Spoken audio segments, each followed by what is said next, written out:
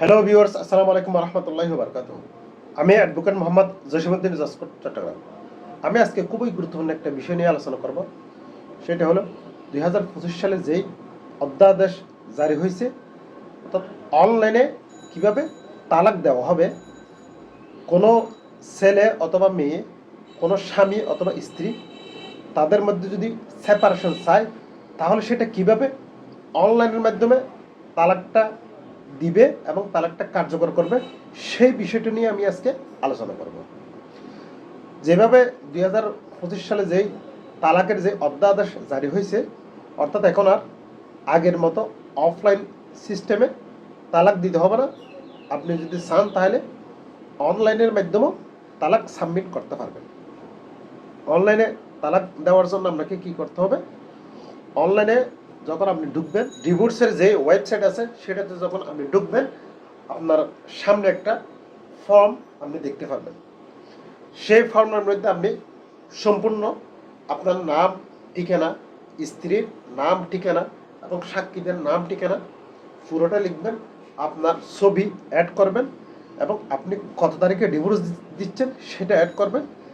এর পরবর্তীতে যখন ফর্মটা সম্পূর্ণ আপনার কমপ্লিট হবে, পূর্ণ হবে, তখন কিন্তু শেষ পর্যায়ে এসে আপনার জন্য একটা সই করার জন্য, অর্থাৎ সিগনেচার করার জন্য আপনার একটা অপশন চলে আসবে, যেটা গ্লাসের মাধ্যমে, যেমন আমরা এনআইডি কার্ডের মাধ্যমে যেভাবে আমরা সিগনেচার দিয়েছিলাম, সেটা এনআইডি কার্ডে যেভাবে শো করছে সেরকম আপনি একটা সই করবেন, সেটা অনলাইনে শো করবে। এবং পাশাপাশি সাক্ষীদের জন্য অনলাইনে যে সইয়ের ব্যবস্থা আছে সেটা কিন্তু ওখানে অপশন আছে। অনলাইনে ফর্ম পূরণ করার পর আপনি যখন সই করে দিবেন, তখন কিন্তু কার বরাবর যাবে, কিভাবে যাবে, সেটাও কিন্তু এখানে একটা ফরম্যাট নিচে দেওয়া আছে। অর্থাৎ আমরা যেভাবে আগে দেখতাম একটা নিবন্ধন পরীক্ষার জন্য অথবা বিসিএস পরীক্ষার জন্য যেভাবে ফর্ম পূরণ করা হয়, তাদের ওয়েবসাইটে চলে যায়, নির্দিষ্ট সাইটে চলে যায়, ঠিক সেইভাবে ওখানে সেভ হয়ে থাকবে। আরেকটা কপি কিন্তু অনলাইনের আরেকটা কপি আপনি ওই ইউনিয়ন পরিষদে, যদি আপনার ওয়াইফের অথবা আপনার স্বামীর বাড়ি হয়, তাহলে অফলাইনের মাধ্যমে দেয়া যাবে। পাশাপাশি যেই বাকি যেই প্রসিডিংগুলো আছে, বাকি যেই এই পদ্ধতিগুলো আছে, সেগুলো কিন্তু আপনাকে ফলো করতে হবে। অর্থাৎ 3 মাস যেভাবে আপনার অপেক্ষা করতে হবে ডিভোর্সটা কার্যকর করার জন্য, সেটা কিন্তু এখানে উল্লেখ আছে। আবার যে 3 মাস এর মধ্যে যেই সালিসি পরিষদের মাধ্যমে সেটা ডিভোর্স যে যে কারণে দিচ্ছেন, যার জন্য দিচ্ছেন, যেই সমস্যাটা সৃষ্টি হয়েছে, সেটা সমস্যাটার অবসান হয়েছে কিনা, সেটা কিন্তু সালিসি পরিষদের মাধ্যমে আপনি চাইলে সমাধান করতে পারবেন। আবার 3 মাসের আগে যদি আপনাদের ভুল বোঝাবুঝির পরিসমাপ্তি হয়, তখন কিন্তু চাইলে আপনি ডিভোর্সটা কিন্তু উইথড্র করতে পারবেন। সেরকম অপশন কিন্তু ওখানে লেখা আছে, অর্থাৎ উল্লেখ আছে। তো অনলাইন যখন আপনি ডিভোর্স দিবেন, সেটা কিন্তু এখনো অনেকেই দেয় নাই, অথবা অনেকেই এটা জানে না। 2025 সালে যে অধ্যাদেশ জারি করেছে, সেটা কিন্তু আবার নতুন সরকার যখন গঠিত হয়েছে, সেই নতুন সরকার কিন্তু আবার এটা বিল আকারে যখন পাস করা হবে, তখন কিন্তু আর এই যে অফলাইনে সেটা কিন্তু আর দেওয়া যাবে না, যেহেতু প্রত্যেকটা ডিভোর্স তখন এটা ওয়েবসাইটে থাকবে।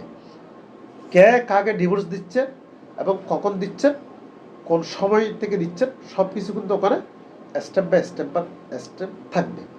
এর পরবর্তীতে আবার বিবাহ নিবন্ধন যে রেজিস্টার আছে, সেটা কিন্তু ভবিষ্যতে অনলাইনে চলে যাবে। অর্থাৎ সেটাতে অধ্যাদেশ জারি হয়েছে যে বিবাহ কে কাকে কোন সময়ে কত তারিখে করতেছে, এবং স্বামী এবং স্ত্রীর মেয়ের ক্ষেত্রে 18 বছর, ছেলের ক্ষেত্রে 21 বছর হয়েছে কিনা, সেগুলো কিন্তু ফুঙ্কারে দেখার পরে অনলাইনে যাচাই বাছাই করার মাধ্যমে সেটা কিন্তু বিবাহের যে ফর্ম আছে সেটা কিন্তু পূর্ণ হবে।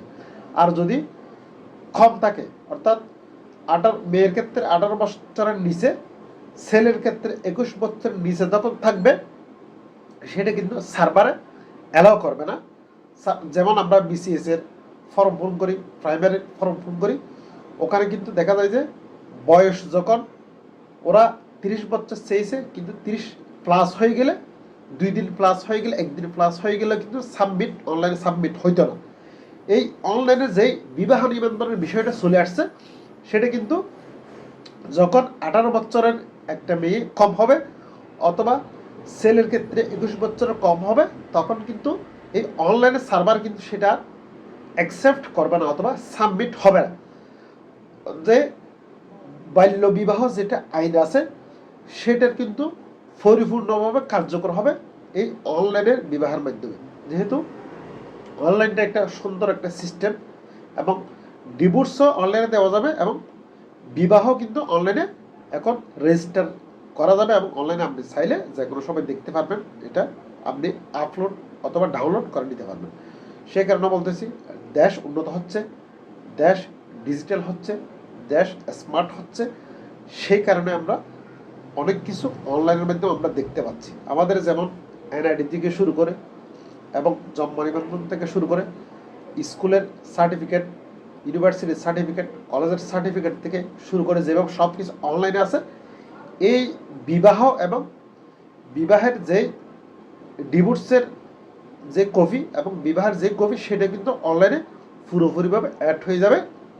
আগামী সংসদে যদি সেটা বিল আকারে পাস হয়, তখন কিন্তু সেটা সবার জন্য বাধ্যতামূলক হয়ে যাবে। এখনও কিন্তু অনেকেই এই আগের মতো অফলাইনের মাধ্যমে করতেছে, কিন্তু ভবিষ্যতে সেটা থাকবে না। সেই কারণে বলতেছি, নিয়মটা সবার জেনে নেওয়া দরকার। সবাই সুস্থ থাকবেন, ভালো থাকবেন, আল্লাহ হাফেজ।